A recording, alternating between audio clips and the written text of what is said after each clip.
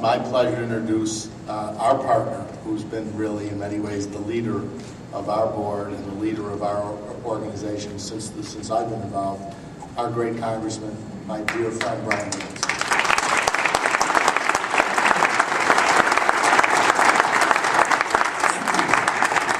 Firstly, let me thank Jordy Levy.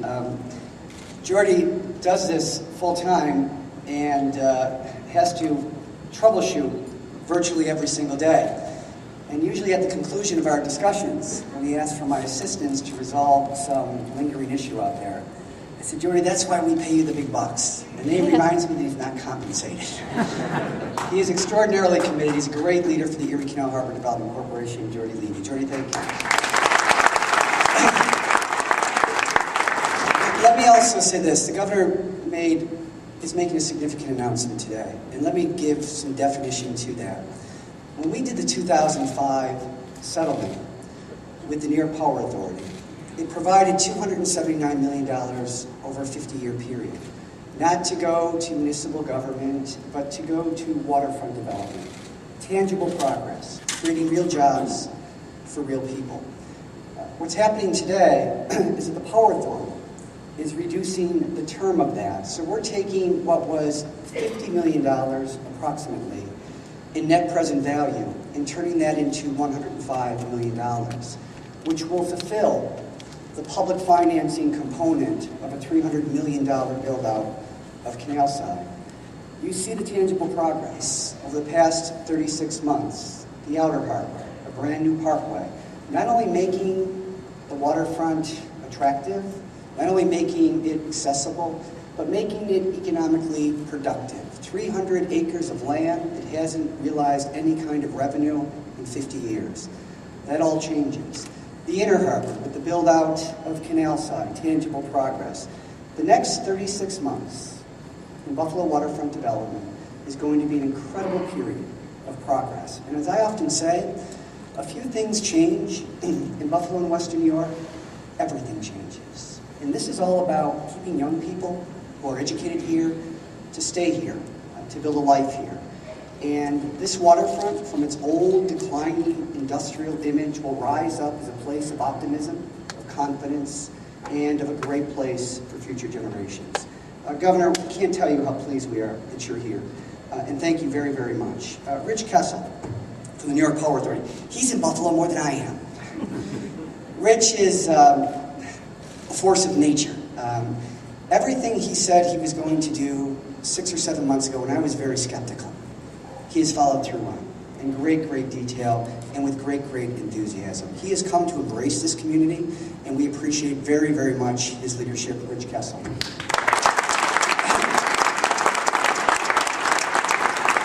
Let me also say a couple people who aren't here. Larry Quinn. Larry, I was with him last night. Larry's traveling with the team today.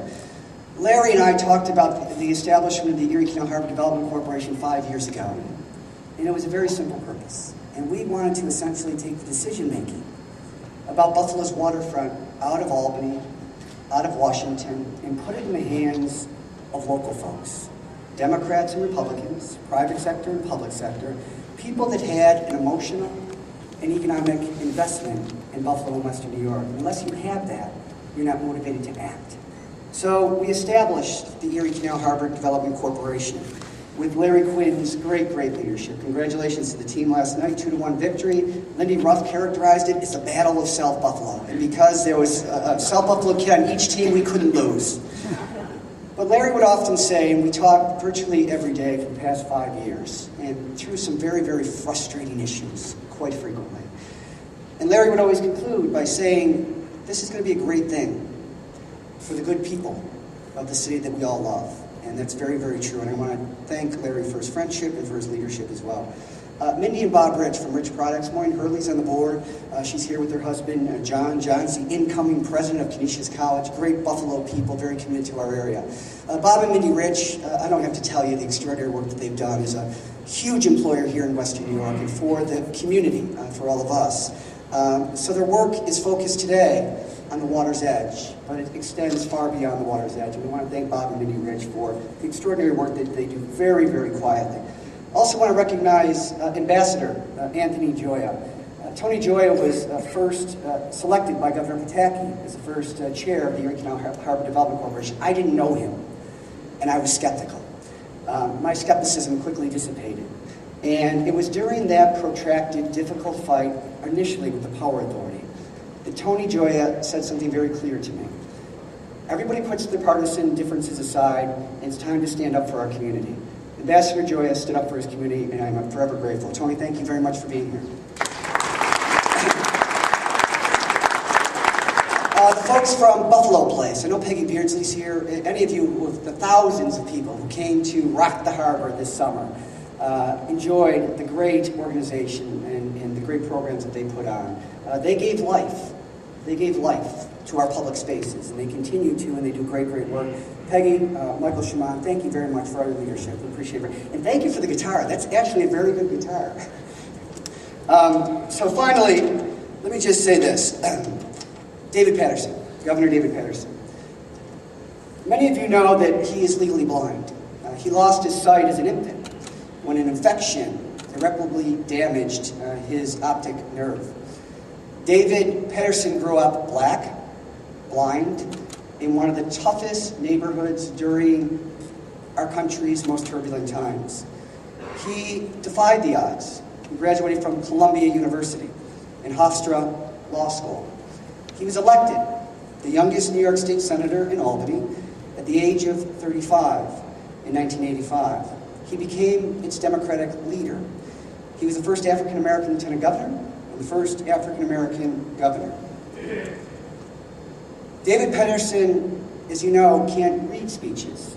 He memorizes them, and they're lengthy speeches often, but they're delivered with great beauty and eloquence.